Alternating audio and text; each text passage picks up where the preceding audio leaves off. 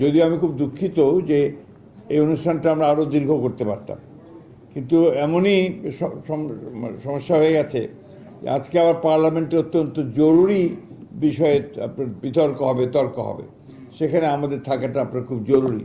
আপনাদের কৃতজ্ঞতা জানাতে চাই যে বিগত নির্বাচনে আপনারা যারা সমতল ভূমিতে বা পাহাড়ে যারা আপনার আছেন, ভিন্ন জাতিগোষ্ঠী বলে আপনারা খুশি হন বোধ হয়, নাকি না? এই যে বলছেন আদিবাসী বললে খুশি হন? আচ্ছা, আমরা আদিবাসী বলবো।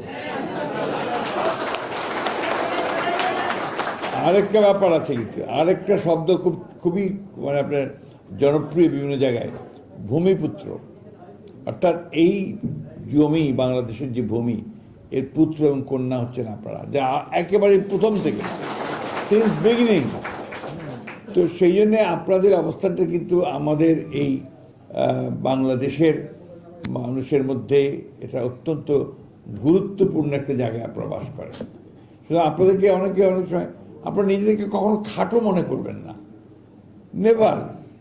আপনারা মনে করবেন যে আপনারা এই দেশের একজন নাগরিক, বাংলাদেশের নাগরিক।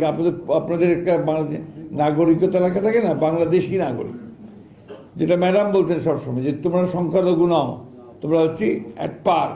যেমন এখানে মুসলমান, হিন্দু, অন্যান্য যারা আছে তাদের সঙ্গে তোমরা সবাই অ্যাট পার। সুতরাং এখানে আপনারা সবসময় মনে রাখবেন যে you are part and parcel of this country, of this nation.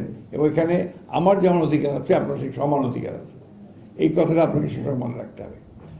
দ্বিতীয়ত হচ্ছে, আমরা তো এই চলা শুরু করেছি বহু আগে থেকে।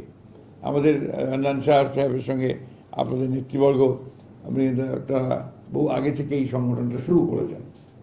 এবং আমি পরবর্তীকালে আন্নান সাহেব মারা যাওয়ার পরে আমি চেষ্টা করেছি আপনাদের সকলকে একত্রিত করে কাজগুলো করার। দৈনিক আজকের বাংলা .net